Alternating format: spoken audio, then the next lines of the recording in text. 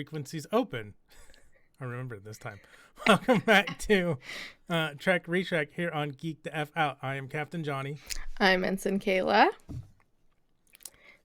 And we are here to talk about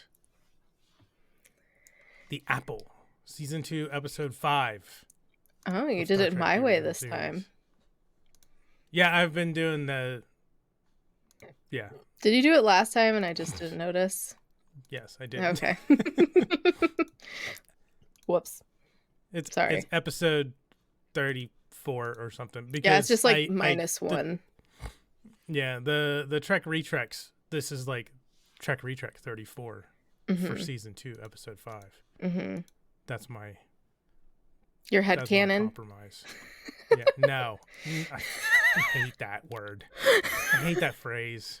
I really do. It's one of those, it makes me irrationally angry. There's no reason that I should get so up in arms about, but I hate that phrase. That's my headcanon. Shut the Fascinating. I hate it. I really we already do. broke the 5 minutes. No, usually I'll bleep it's me. Okay. That's so funny. I mean, but it's different when we're not talking about like an actual franchise. We're just talking about our own shit. Nope, yeah. It still annoys you? Yes. Okay. Absolutely, 100%. Everyone, I cringe every time I see or hear the phrase. H canon. The chat is going to be flooded with headcanon this, headcanon that now. I've outed myself. Well, in my headcanon, there's going to be a lot of mansplaining. Anyways, we're off to a great start as usual. We are. Thanks everyone for joining us. If you haven't watched us before, the whole premise of our show is that Johnny has seen everything Star Trek and I have seen nothing except for all the episodes of TOS before this and Strange New Worlds and the Chris Pine movies. So basically nothing compared to the vast quantity that there is of Star Trek. The many hours of... Yeah, and we're going one by one from the very beginning of the original series, episode by episode, and talking about them from our 2 very different perspectives. And yeah, and we have some fun along the way with the That's What They Said, the spoilers without context memes, and fun facts, and yeah, all sorts of things. So thanks for joining us. Make sure to smack that like, smack that subscribe, smack the bell icon, smack all the things. We appreciate it. And if you're watching on the replay, thanks for watching on the replay. Leave a comment. Anyways, indeed. Summary. The Apple. Kirk tries to save the Enterprise crew from destruction by terminating a powerful god machine and the paradise it provides for its subjects. That is the tvguide.com summary. Another, there's a lot. There are a lot of powerful, malevolent computers in this show.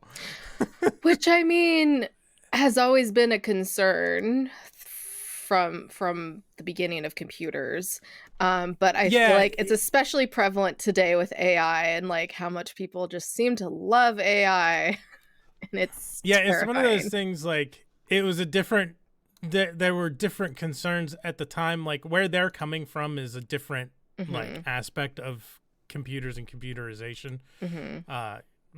But it still kind of plays into things today with the rise of AI and totally everything that's goes along with that. Anyways, let's get into it. So we start off with Kirk, Spock, Chekhov, and others beamed down to the planet, shortly followed by Bones and 2 others, which I was like, wait, why didn't they just all beam down at once? And I'm like, oh, the transporter room only does so many people, which kind of annoying. And Kirk says the planet has weird readings. Last time it was tracked, so Starfleet wanted them to check it out. And Chekhov is like, this is the Garden of Eden, just like right outside of Moscow. Or no, he says the Garden of Eden is right outside of Moscow because I think Kirk calls it the Garden of Eden. And I was like, I don't get that, but okay, whatever, Chekhov. And then right off the bat, one of the flowers turns and jizzes / shoots its spore spear things at one of the red shirts, and they are dead. So, rest in peace. the red shirt. Um, and then Dead. Scotty calls them and says the antimatter is low, and then but also really wants to beam down, and Kirk's like, no, you don't want to beam down here. Someone just died. Like, you stupid." Um, and meanwhile, Spock is like, "Oh, there's a humanoid coming towards us." And Blondie, who later found out was Yeoman Landon, tells Chekhov, she's like, "I'm really scared." I'm like, do we have to have this comment right here? Was this necessary to have the only woman in this scene say that she's scared? Okay. Anyways. Um and they walk through the forest and they come across a rock that Spock examines and breaks, and he throws a piece of it and it explodes, which was kind of funny because also, like, it was kind of so uncharacteristic of Spock to just kind of throw something away like that. Like, I feel like he would have normally just kind of like set it down or just like dropped it in front of him. So, Yeah. yeah. Yeah. It was totally in service of the plot. Hmm. Um, and I want to jump back real quick to what was her name? Yeoman Landon. Landon. Hmm. This is jumping way ahead, but like you're talking about that, it's weird because yeah, they have the only woman on the planet is the one who's like, "Oh, I'm scared," blah blah blah. But at the end in the fight, like she's kicking ass just as much as any of them. Like Hmm. she's not like she does the flip on the guy and like kicks him does a high kick and like takes him out. Like she's kicking butt just like the rest of them. So it's Yeah. weird that they do sometimes they play into poor stereotypes and at other times They they don't. lampshade them and go in the opposite direction. Yeah. Yeah, And so definitely appreciate those steps that they do make. It's just kind of frustrating at times when it feels like it's like two steps forward, one step back kind of deal. yeah. Um, but yeah, like, totally appreciate them at least making strides because, I don't think a lot of shows or movies were doing that at this time. Yeah, Um, it's yeah. especially not back then. Mhm. Mhm. Today it's more common to see an equal playing field for everybody, but Even if it's in the not equal 60s in it real was life. yeah. In the Um, 60s it was probably not the case. yeah, definitely not. Dang it, I totally thought of something to say and now I forgot it. Anyways, I'll probably think of it again. Let's see. Scotty says the antimatter is inert. There's a beam on the surface that's causing it to be like that, and it's coming from the village that they're going to. And then all of a sudden, Spock saves Kirk from getting, poked by the plant, and he gets stabbed, and Bones tries to revive him. And so they try to beam back up, but it doesn't work. And I was like, take a drink every time that happens in an episode when they either try to beam up or they try to communicate and it's not working. It's like every episode at this point. And then somehow Mhm. Spock is alive because, Spock is Spock. He's part Vulcan. So if so facto, he lives. Plot armor. Indeed. And Kirk tells Spock to just yell next time, which I thought was funny. Yeah. He's Like like, I I can can get out of the way. Yeah. just yell. Yeah. Yeah. And then we have this huge storm that rolls over and lightning kills one of the ensigns. Just like everyone's dropping dead right and left, essentially, on this planet. And so they run away. And meanwhile, Ensign Mallory spots the village and radios Kirk to tell him where it is. But then it gets staticky. So, their communications are going down, which once again, take a drink.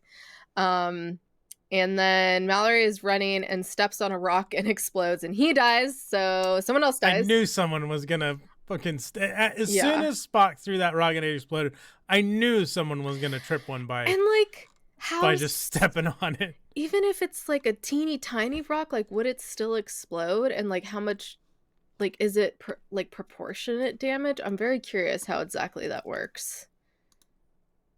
I would imagine that it probably is, and like Yeah. we've probably already put more thought into it than they did when they wrote the episode. Probably. But yeah, I imagine like just spitballing. It has to at least be a certain size. Also, like, I'm surprised that it didn't just explode when Spock cracked it in half. Yeah. Like, it must require a certain type of pressure It must to blow require, up. yeah, just like a impact instead of. Well, you studied Yeah. geology. What do you Oh, think? trust me, I have my thoughts that'll come up, and that's what they said because I got really excited about something Spock said for multiple reasons. Yeah, I mean, there's not really like every like mineral has its own properties, but like and none of them are like they have to be combined with other things in order to explode. Hmm. Or cause something like that. It like the properties are like, are they magnetic? Like, they're like heat capacity and stuff like that. It's not like an explosion thing, so it's very hard to say. But I mean, when he does break it in half and he says what he says, which I will not say it, that's an actual term. And I don't know, like I don't think that I don't know. Like this is sci-fi. This is not real. I'll just My guess, my complete and utter guess is that there's something about that mineral in particular which makes it volatile to impact. And it has to be a certain size. Like if you have one that's the size of a pea, it's probably not going to explode if you throw it or step on it. But if you have one that's the size of, say, like, I don't know, a baseball, not that it's necessarily round, but like a saucer. Let's say it's the size of a saucer and not the size of a quarter. Like if you step on one the size of a saucer, it will explode. Mhm. And it's probably part of it. Like maybe the part in the center, too much pressure on it makes it explode, and then it triggers everything around it.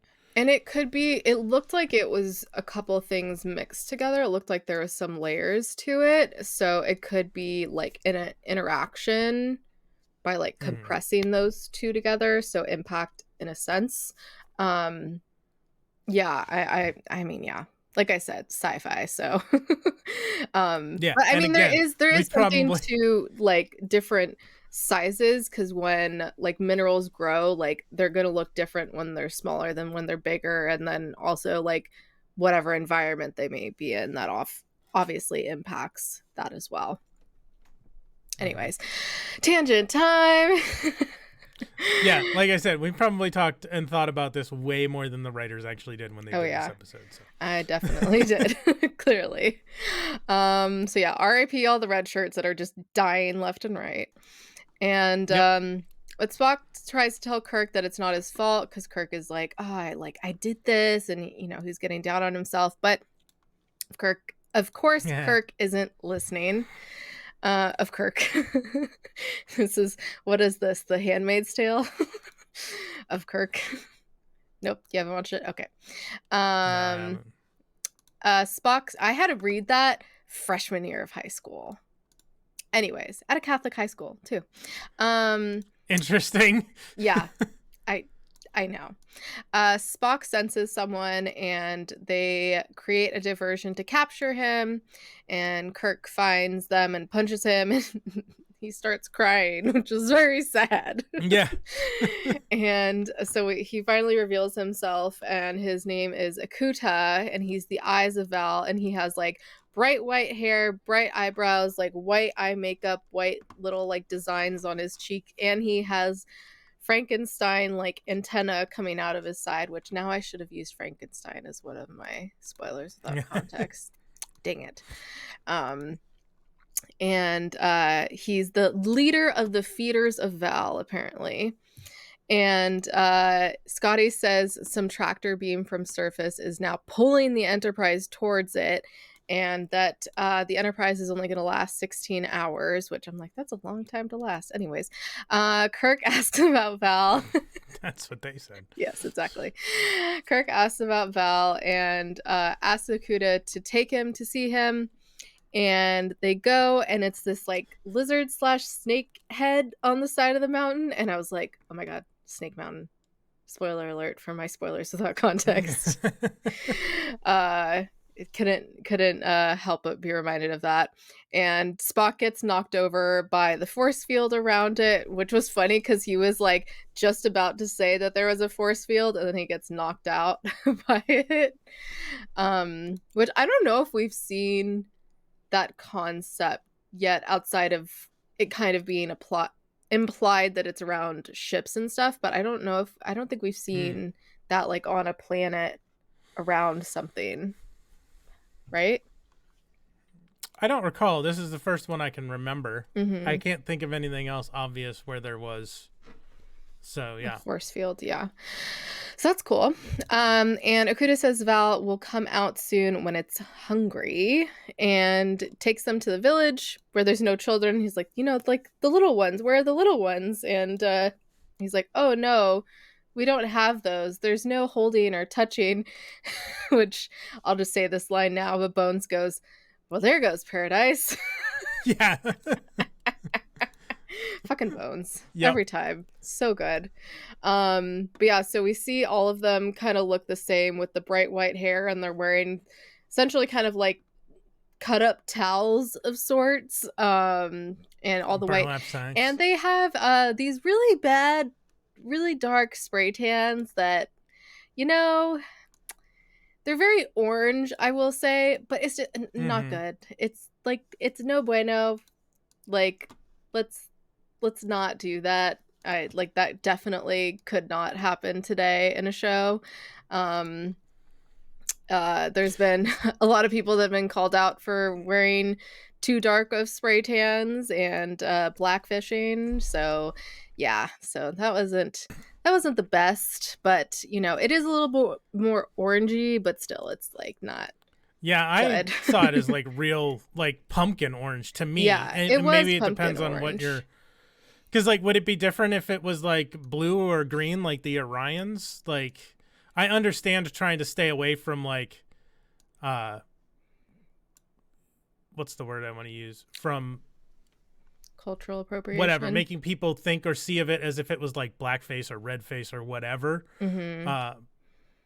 So maybe it's probably safer to stick with colors that couldn't be construed as people's actual skin tones. Yeah. So, like, green, blue, red, or not red, purple, but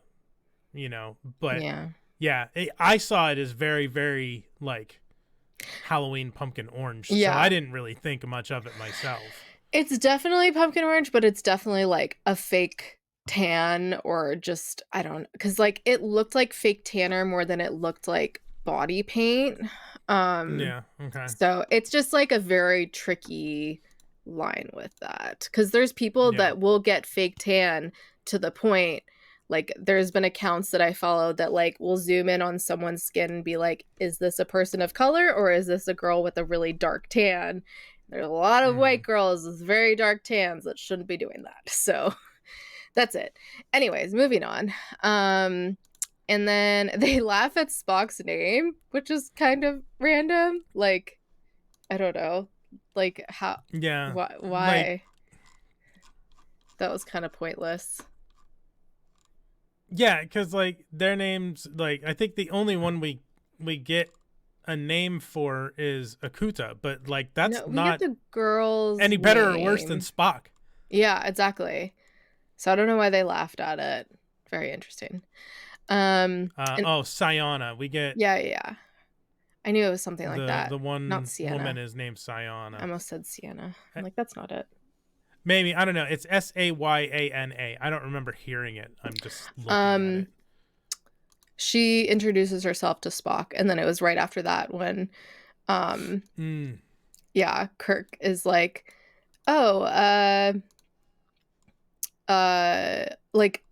this makes you feel some sort of way, and Spock's like, yes, indeed it does. It makes me uncomfortable. Yeah. Yeah. I was gonna save that, but I'll just say it now. And Okuda takes them to a hut, and Kirk calls Scotty, and nothing has changed on the Enterprise. And then Bones tells Jim that they don't grow old, which was a fascinating discovery. And then all of a sudden a gong goes off, and the whole village goes to Val and offers sacrifice to feed him, essentially. And Spock says that Val is a machine with intelligence, which, yeah, once again, have seen this a few times now.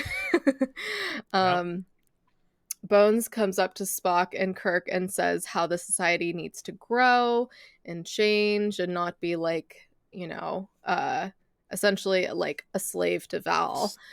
Yeah, and stagnant again, Mhm. much like Return of the Archons and the people with Landru. Although there was a lot different circumstances there with like the purge happening, presumably Purge, yeah. at least, yeah, every now and Daily? again, if not every night, yeah. Yeah, we don't know about that. So another like, I hate to say it, but it's Supercomputer? another kind of like, well, no, but also another like instance of like white savior aspect to the story of like, in comes the United Federation of Planets and Kirk to make sure that these people are living the way that they think they should. Like, if they're happy, Yeah. it's a similar argument we made with Return of the Archons. Like, Yeah. if they're happy and fine with the way that they are, Mm-hmm. whose place is it to say that they're not living? Mm-hmm. Or no, it wasn't Return of the Archons. It was, the fucking the Jizz Flower the Jizz planet. Flower. I know, I was about to say that's all I can think of is the Jizz Flower planet. Shit, which episode was that? I don't know. But it's similar to that one. I'll tell find it us. here. Because that was like Where- a paradise too, and everyone was kind of like under a delusion, but like it was a good delulu, as the youth say now. A good delulu. Yeah, that's what they call delusion now. I'm hip still. This side of paradise, I think it was. I'm confirming, but I think it was this side of paradise. Yeah, that sounds right. Because yeah, I was like, I think it has paradise in it. Yeah. Okay. Yeah, it was this side of paradise where, like, yeah, the plants and whatnot are making those people like stagnant. But if they're happy and they don't have any disease, they're not like, they don't want for anything. They're also not fucking, which we'll get to. Well, here, I don't know if that was the case on this side of paradise. I think they'd still be getting down. I just mean Jizz Flower here. planet. But on this planet, yeah. Yeah, which clearly they will now in the future, which is so funny at the end when Kirk's like, keep going the way you're going. But then at the same time, like, if they've never had kids before, how do they know that they even can? Like, what if they don't jizz? Yeah. That would be unfortunate. Anyways. I mean, would it? Would that be so bad? You still get to have the fun and not worry about the responsibility of your actions. Yeah, that's true. I was thinking more so in terms of orgasming. Anyways, moving on. Yeah. Yeah, if that's not a thing. Like, let's hope they can have O's at least. Yeah. Anyways, just gotten very off track. These are important things to consider. Yes. Okay. Listen, our entire species, no one should be. Look, no, tangent time. No one should be. I'm just like, trying to find where I was saying. Go ahead. No one should be hesitant or embarrassed to talk. Like, literally, everybody on the planet is a result of sex. Mm-hmm. Like, we all like it. Tube baby. Yeah, well, there's almost everybody, and almost everybody likes it. Like, we're adults. Yes. We can talk about it. Yeah, this place would suck if you can't have sex and have an orgasm. One of my favorite things was in college, and I went to like a Catholic college, was one of my religion teachers. He even said, it's like literally the best part of life. If we're not, like, it's stupid if we don't want to talk about it or like try to dance around it. Like, we need to talk about it. Like, the more you dance around it and like just not talk about it, like the worse things are just gonna get in general. And like, it's already very stigmatized, and like that's part of the reason why we do that's what they said. It's like not just to have fun, but like, we're a very sex positive place, and we want to keep it that Mhm. way. And so the more we talk about things, the better it'll be, and less stigmatized, and people feel more comfortable talking about, especially women. Like, I still have friends that won't talk about anything related to that, and like, it sucks because then if you have any kind of like problem of any sort, like either reproductively or STI or anything like that, like, you don't know how to talk about it. Like, you may not even know the correct language. Like, not a lot of people know like what specific like names are for different things, and that's really important, especially medical wise. So yeah, the more we talk about it, the better. If you have a problem with that, you can leave. And Anyways. there's a stupid double standard too, where like if a dude is out trying to meet people and get laid, well, he's just being a dude. Like, but if a woman is out and trying to meet someone to have sex with, well, then she's a slut. And like, Mhm. because women can't enjoy sex for like, Mhm. it's fucking Mhm. stupid. Yeah, there's so many different double standards with it, unfortunately, and stigmas and everything. And then along those lines is like, I myself, like, I always make the innuendos all the time, and luckily it hasn't happened too often, but once in a while in like live chats, people will take that as like they can sexualize me. And I'm like, no, Mm-hmm. that's not how it works. I'm making a joke about something else, not about anyone in particular.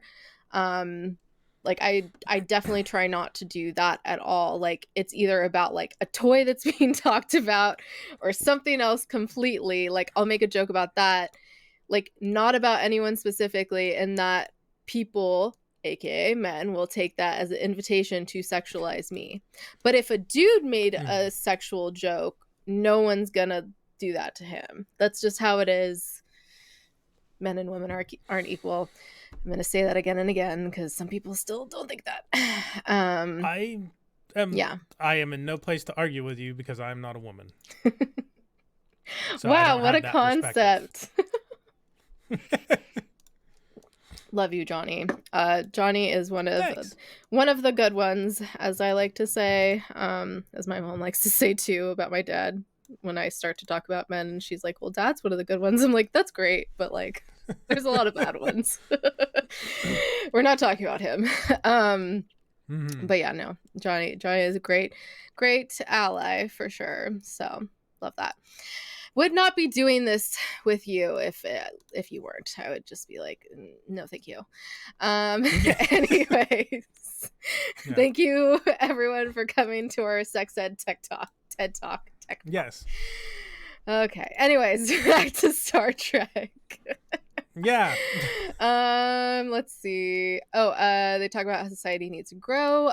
Scotty says power is dwindling from Source, luckily, but they still it's going to be cutting it close to escaping from their tractor beam. And then all the Enterprise peeps gather around in a table in the hut, and Landon talks about how if someone died, they would need a replacement, but they don't make babies. And then there's like this very awkward silence, and everyone's like staring at her, and like the music's weird. And then like Kirk asks Spock like what he thinks, and Spock's like, I think they would receive instructions on how to make a baby from the machine, essentially. Um, it was just a very weird scene, and the fact that like she was put on the spot to like say it, and they were almost like waiting for her to say it. I don't know. I wasn't sure how to interpret it exactly. It was It was just I think weird. they were trying to play it off for laughs and it just didn't land today. And maybe it did back then. But also Kirk's like Did it? I don't couldn't know. see it I wasn't like it's just, I know, but like it's just so awkward, and it's not like obvious to me. I think it was designed as a gag to put Spock in an awkward position because he's Mhm. the emotionless science, Yeah. despite the fact that we just had an episode all about him like getting ready to murder someone because he couldn't get down. Like to put him, although Oh yeah. there's like I forgot about that this already. season was produced and aired way out of order. I'll talk about that a little bit when I get Oh, to um, interesting. episode trivia. But because Kirk says, well, Spock, you're the science officer. Why don't you explain it to her? Mm-hmm. Well, he's the fucking science officer. You got a doctor right there, dude. I know. Why don't you ask the doctor to explain it to her? Because that wouldn't be as awkward for the person explaining it. You know what I mean? Like asking Spock to explain sex and reproduction to this tribes person. I don't know a better way to say it. This primitive like culture village person. Yeah. Compared to asking the fucking doctor to do it is probably something that they thought would be funny to the audience. Like, oh, he doesn't do the whole sex thing and he's got to explain it.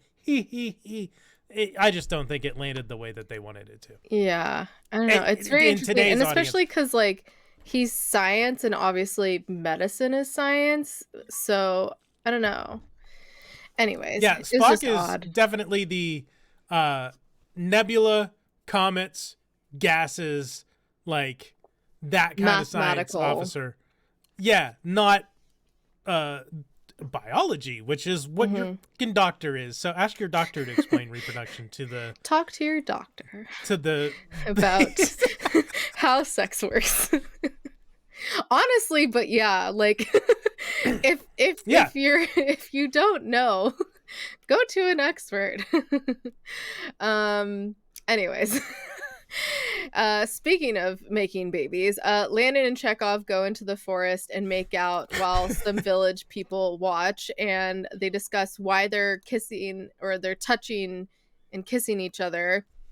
And they say it must be pleasant, and they kiss, but then they get caught by a Cuda, and thunder goes off and says newcomers are danger, tells them to gather while the strangers sleep. And when they do, Akuda shows them how to kill them with these spiky, like, it literally looks like weapon plants. Like, it looks like it's already some kind of weird medieval thing. I remember seeing it earlier in the episode. I'm like, that's weird looking. And they're just everywhere. And there's this concept in Dungeons and Dragons 3rd edition of this. It made me think of this because if it's just a piece of wood, like, it doesn't seem like it would be hard and that's what they say, rigid enough to I can keep going to do the kind of damage that they want it to. But there's this concept in 3rd edition Dungeons and Dragons of ironwood. So it's wood that is as hard as metal. And that plant, like, it looked silver. Kind of metallic. It did. Yeah, so maybe it was a metal plant. Like, yeah, who knows what the heck is out there in the rest of the universe. Strange new worlds. And let's see. Meanwhile, Spock and Kirk discuss what to do, whether or not to, like, interfere with this planet and these people. And then Spock realizes that everyone's disappeared. And so he and Kirk go to see Val, whatever. And Kirk tells it that it's... Go ahead. It's spelled V-A-L, so you feel like it should be Val, but they keep... V-A-L. Everywhere I saw it in the thing said V-A-A-L. Maybe it is. I thought it was just V-A-L. Oh yeah, V-A-A-L. Even so, you would still think it would be Vaal or Val, but they pronounce it like it's V-O-L, like Vol. Mm-hmm. Yeah, I don't know. Anyways, let's see. Oh, and Kirk tells Val that he's on a peaceful mission, and then storm goes off and lightning hits Spock and he's smoking. And so, you know, he's just casually killed twice in this episode, essentially. Yeah. So funny. And then the villagers attack and they fight back, and like you said, yeah, Landon was being a badass. And then we get more of these, like, overhead POV shots, like we did, I think last episode it was, when they were fighting on the bridge or in the ship. Yep. Okay. Anyways, and they kill one of the ensigns, and then obviously the Enterprise people win, and Spock mentions how they're starting to develop. They've learned to kill now. And then finally the Yeah. Enterprise starts pulling away, but only a little bit, and then it gets stopped again, and so now they have an hour left. So Kirk starts to panic, and meanwhile, while he's panicking, Bones just stands there and does nothing. He's just, okay, like, cool. And then the dinner bell goes off, as I called it in my notes. And Dinner bell. of course the villagers want to go back, but Kirk gets the idea, and he's like, don't let them feed Val. And so Kirk tells Scotty to fire on Val, and because he's not being fed, and they fire on it, which creates a storm again, but then it ends up exploding. Yay, all is good now. Scotty says everything's good to go. Kirk tells village people they'll help them live without Val, can have children, etc. Says, keep going the way you're going, you'll figure out the children thing. Meanwhile, back in the ship, Bones and Spock are fighting over the people of Val and giving them the apple from Eden, making Kirk Satan, which Kirk was like, I'm not Satan. And he's like, if any, there might be someone on here that looks like Satan. And Spock's like, I don't know what you're talking about. I'm like, did he just call Spock Satan because of his pointy ears and eyebrows? Was there a different, like, popular, like, visage of Satan in the 60s that's kind of what Spock looks like? Because Uhura in, like, the very first episode also had that song about Spock's devil eyes. Like, I mean, like, maybe is just Spock to, like, supposed to look like Satan? I'm gonna look up Like Satan Lucifer? 1960s pictures. I don't know how much that's gonna help me, but I don't know. Maybe just like the pointedness and the eyebrows. Maybe. Like, I've always, like, he's got horns. Like, and Spock doesn't have horns. Like, his ears are kind Lucifer of and Satan, even in He's a human horny visage, boy. has, like, he's a horny boy. He's a horny boy. Which he should be. He's fucking Satan. I'm not seeing anything in particular. I don't know. Yeah, I don't get it. I don't know. That was kind of rude. Yeah. And an interesting way to end the episode.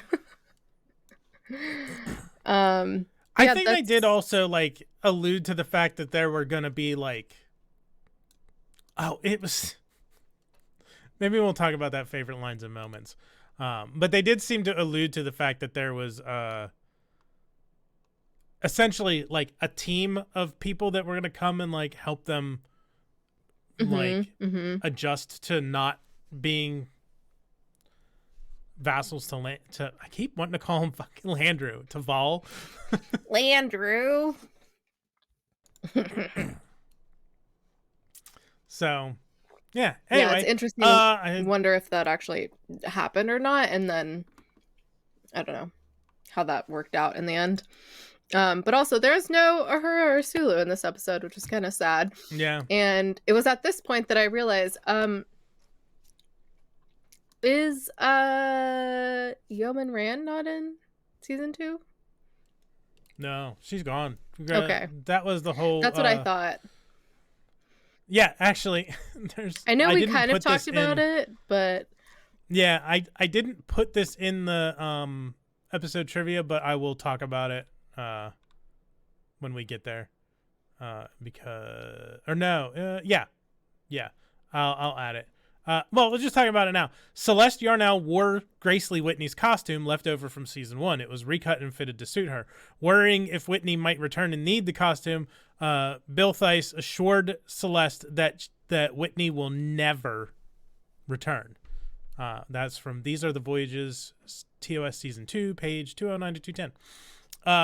The Rand was only in those season 1 episodes that she was in because of the...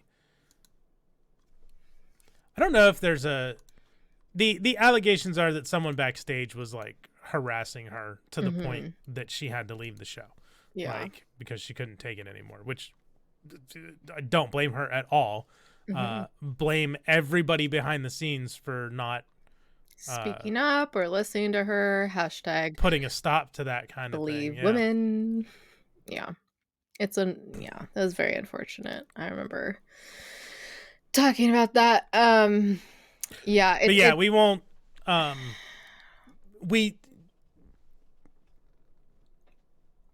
she doesn't come back in the show. We won't see her in any of the seasons of the show again. I see.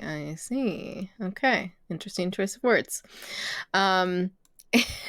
I will say there was also this weird subplot of Kirk threatening to fire Scotty and then firing him and then rehiring him that I thought was stupid. You can't fire Scotty. No. And also, like, he's like, if you can't get it back, I'm like, clearly Scotty's doing everything he can. Like, there's gonna be things out of people's control. So I'm sure that was like friendly joking between Kirk and Scotty. Like, I don't think it was serious. Yeah. But it's interesting because he also tells Scotty you earned your pay for the week, which he also said to somebody in Who Mourns for Adonais. And Adonis, Adonais. I said it weird that time. Well, it's spelled like it would be Adonais. I know. So it could be either. And I was gonna say something else. He says to Spock, do you have any idea how much Starfleet has invested in you? And Spock starts to rattle off a number.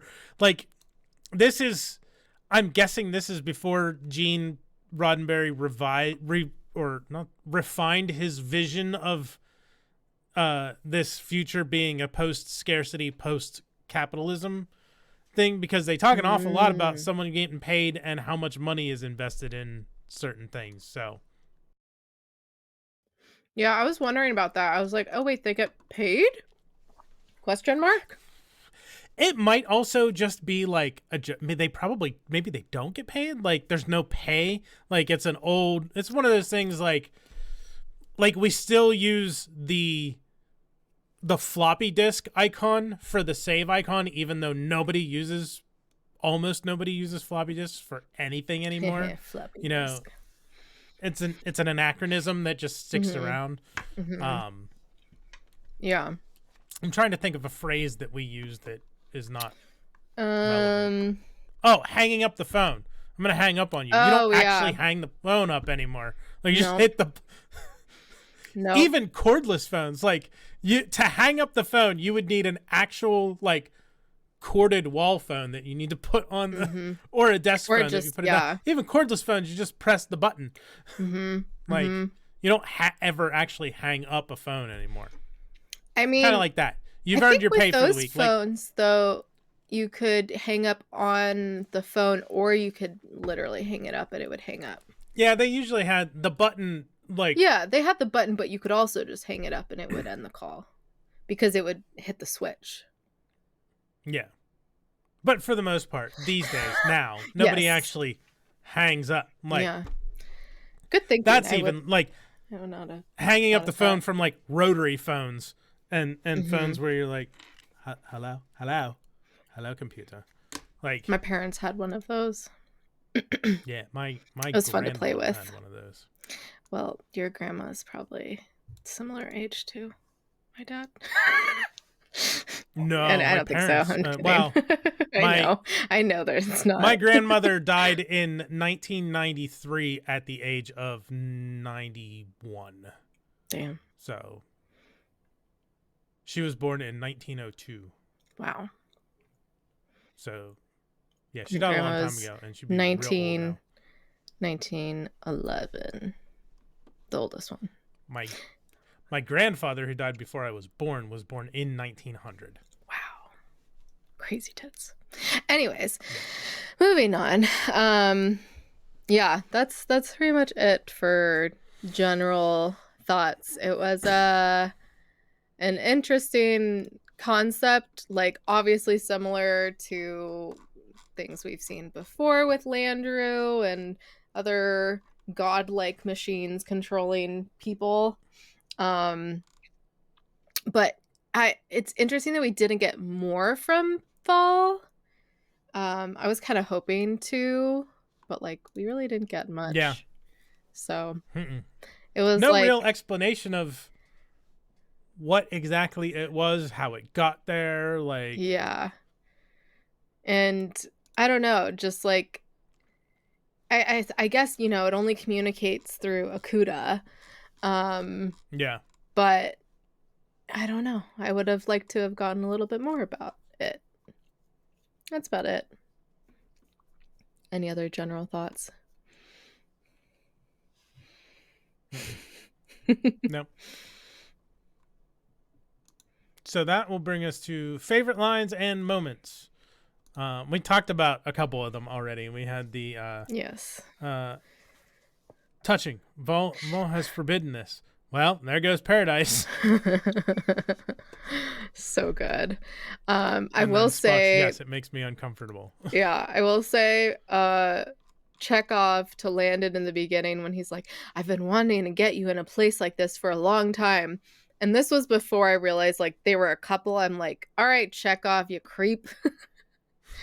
Yeah, Chekhov's a randy motherfucker in this episode. Yeah. And then like not long after that when Kirk says, I know you find each other fascinating, but we're not here to conduct a human experiment in biology. Yeah. And then when Kirk says, a Garden of Eden with landmines. Mm-hmm. That's funny. And then when Bones says, I filled him with enough massiform to make the whole crew do handsprings. That was good. Good. He does funny analogies, I will say. Let's see. Do you have any other lines? I have a couple more. They're from the very end of the episode is when Kirk is like, it's just so corny when Kirk's giving the speech to all the Valites at the end. He's like, we call that freedom. You'll like it a lot. It's like, what? I know. And then he says something else about, I think he was talking about reproduction, essentially. He's like, you'll like that a lot, too. Mm-hmm. What the fuck, Kirk?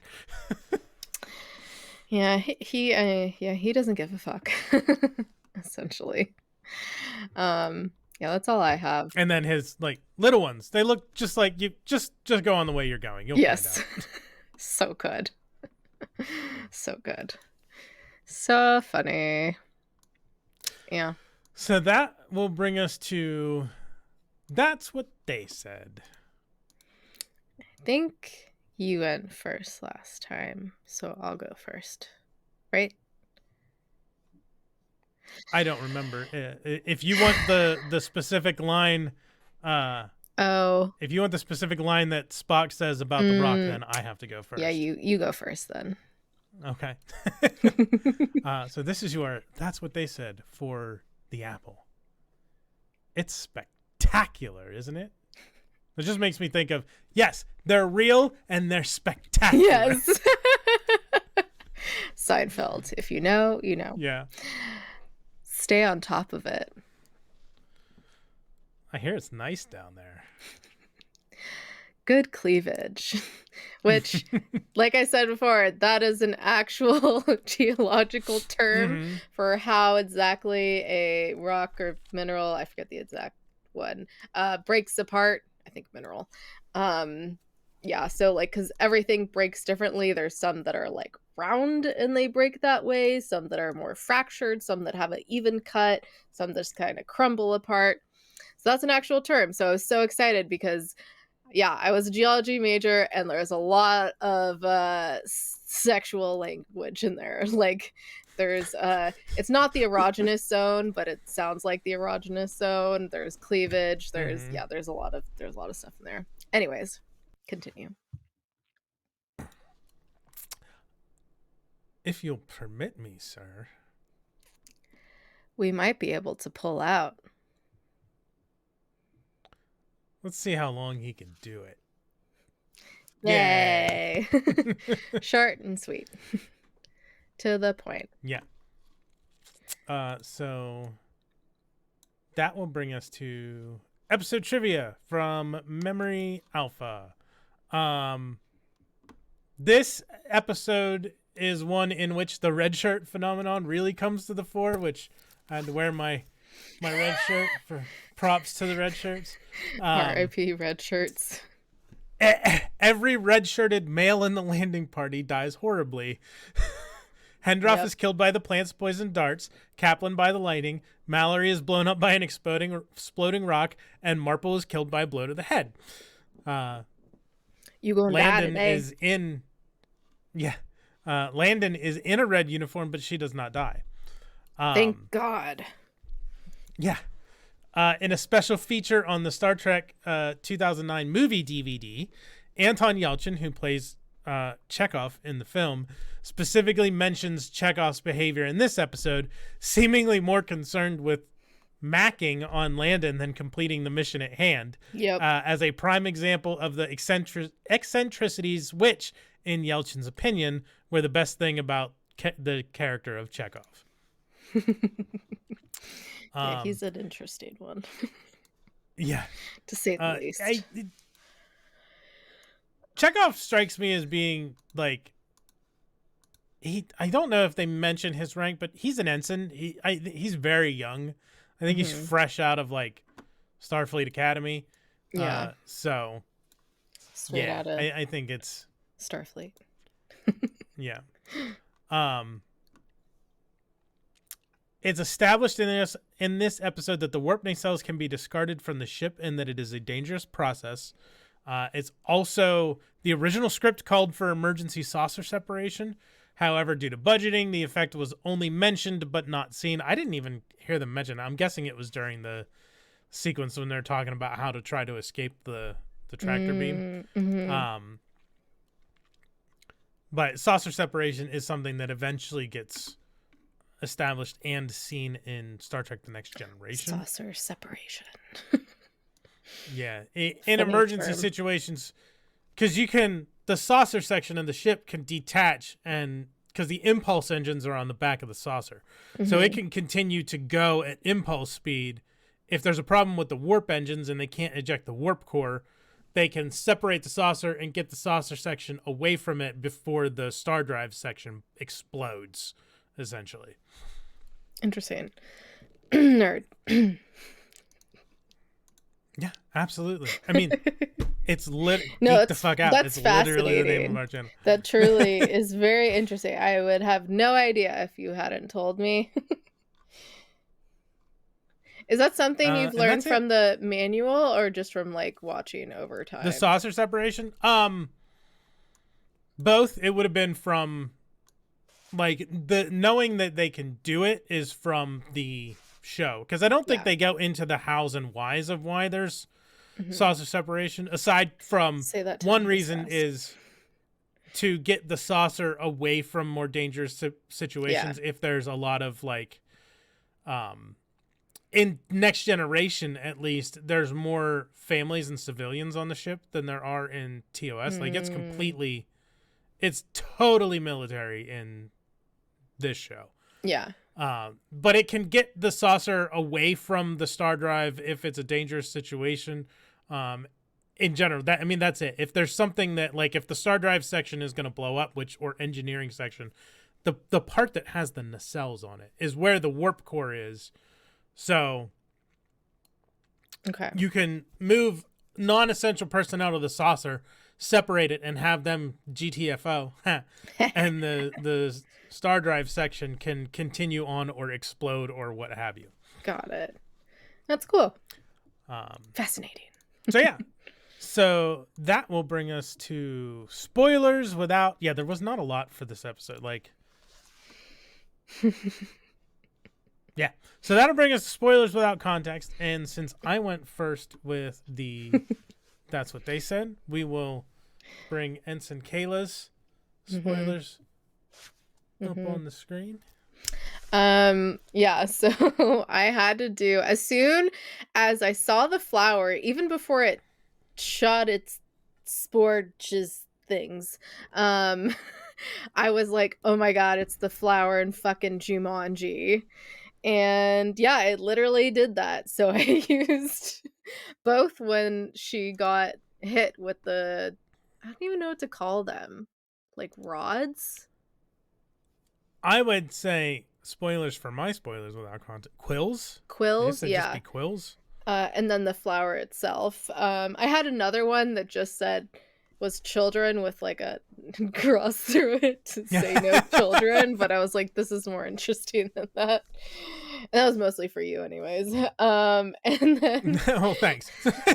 and then originally I looked up like really bad spray tan and I was like, I can't use any of these pictures because some of these are literally blackface. And so I was like, oh my god, just use Oompa Loompas, and they happen to have white eyebrows as well, which I totally forgot Yeah. about. So very similar to the people of Val. And then yeah, Mhm. Snake Mountain had to do it from Motu. So yeah. And I still haven't all watched great. any The of it. But Jumanji I one know I what it didn't. is. I The watched Jumanji one I never Jumanji would have thought of. so much as a kid. I haven't watched it in a while, and now I kind of want to watch it again. I love Robin Williams. He's great. Rest in peace. Anyways, The Oompa Loompas and Snake Mountain. Yeah, they're all great. thank Well you. done. Very Thank good you. choices. So we will bring my spoilers without context up on the screen. Yeah, and quills. So porcupine quills. That was the closest thing I could think of. No, and then I had to use the thanks. I had to use the Dungeons and Dragons Fortress of Fangs playset because I mean, look at it. Yeah. And look at That's the good. Val Cave. Yeah. Like Snake Mountain's good too. Yeah, but I thought good. immediately of the Fortress of Fangs, and then That's spot on.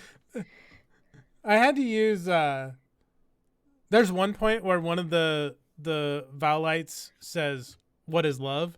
Baby, don't hurt me, don't hurt me, no more." So I was wondering why that was in here. That's good. That's good. And then let's talk about the birds and the bees because Kirk's gonna have someone else come and do that. Yep. Indeed.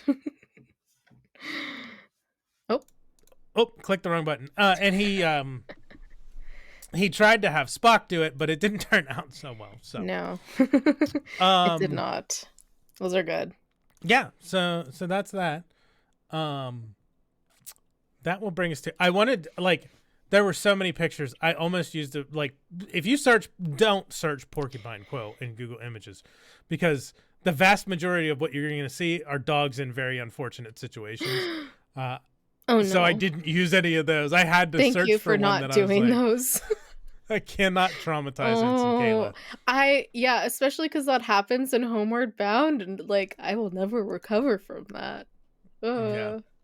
I watched that so much as a kid, and it was so sad. I'm like, how did I watch that so much?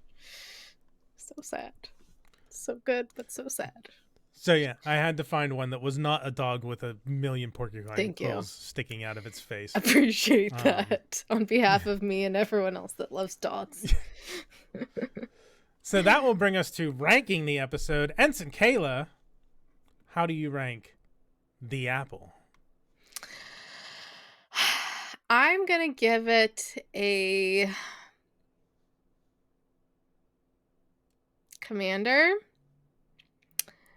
because I would have given it a captain if it wasn't a concept we've already seen before, and if it didn't kind of wrap up so quickly at the end, or maybe we just got a little more backstory on Vol.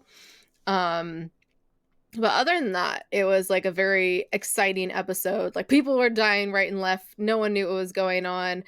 There was stuff happening on the planet, and there was stuff happening on the Enterprise.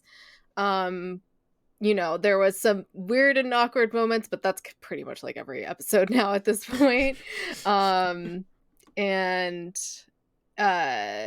yeah, I thought it was good. It's definitely memorable, especially with how the people looked. And an interesting concept in terms of how like they live forever and that this like being provides for them in a sense, and but they also don't make babies. Like that's a very unique concept. Can't relate. And yeah, like I thought it was good. Definitely watch it, but it was just like so close to being really good, but not quite there. So I say Commander. Interesting. I am not quite as generous for this episode as you Okay, are. I figured. Yeah. I'm gonna give it Lieutenant just because I don't think it's. I was almost gonna give it Ensign, but I don't think it's like it's definitely worth watching. But I don't think it's essential in my opinion. I'm not saying like totally. So since you rank it Commander and I rank it Lieutenant, that means essentially it's a captain because everybody has to watch it to find out how they feel about it. So functionally, this episode is a must watch. Yeah, right. That's how it balances out. Totally. There are definite things like I think the more interesting things about it are like the trivia stuff, that even though there wasn't a lot of episode trivia, like the fact that it's probably the best example of the red shirt trope in Star Trek. And it's got like it's got a lot of it's got a lot of the a lot of stuff happens. Like Spock almost dies twice. There's the flowers, there's the exploding rocks, like there's a lot of stuff that happens, I will say. It's weird because it's kind of like if you take all of the series and distill it into one, it's almost this episode, right? Like you've got the red shirt trope, you've got Kirk beating himself up for putting his crew in danger because he didn't think ahead. You've got Spock almost dying twice and miraculous recovery, but I just fighting. The only thing we didn't have was Kirk making out with someone. Or shirtless. Yeah, he never got shirtless in this, but he did fight, so we got that checked off. He did fight. Check off. Yeah. But yeah, I'm going Lieutenant just because I mean again, watch it if you have time. But I don't think you need to go out of your way to watch this particular episode. But that's just me, Yeah. Ensign Kayla thinks it's more watchable than I do. Yeah. So watch it for yourself and find out. And let us know I think if you want a good, like what Johnny was just saying, like if you want a good kind of like all the little parts of Trek into one episode, I think this is a good one to watch, but not essential viewing. Yeah. Anyways. Okay. I'll be interested to see the poll results for this because there's been some poll results that surprised me. I know. When we do the premiere poll of how people rank it. So yeah, I'll be interested to see where this one ends up. Same. So that will bring us to our next episode. Is the Doomsday Machine. IMDb.com says the USS Enterprise encounters the wrecked USS Constellation and its distraught Commodore, who's determined to stop the giant planet-destroying robot ship that killed his crew. Yep. That's it. Thanks everyone for joining us. This has been a fun tangent-filled episode. If you made it through all of that, thank you for doing that. I thought this was going to be a short one because I'm like, I really don't have too much to say about this episode. Isn't that funny how that works though? Yeah. And then we just went on and on. So thanks for sticking with us through this like hour plus talk about the fucking Apple. Well, we'll see what it reduces down to. I feel like there's definitely some stuff we can skip. Thanks everyone for joining. If you're in the chat or on the replay, make sure to smack that like, smack that subscribe, smack that bell icon. We greatly appreciate it. These are so fun to do, and it's so fun to interact with people, or if you just want to leave a comment if you're watching later. We love interacting with people. If you want to follow us on any social media, you can follow us at GTFO channel, although now I'm barely using Twitter because it's just a dying breed at this point. So mostly Instagram. If you want to email us, our email is channelgtfo@gmail.com. And yeah, we'll see y'all next week. Yeah, peace and long life. Live long and prosper. Bye.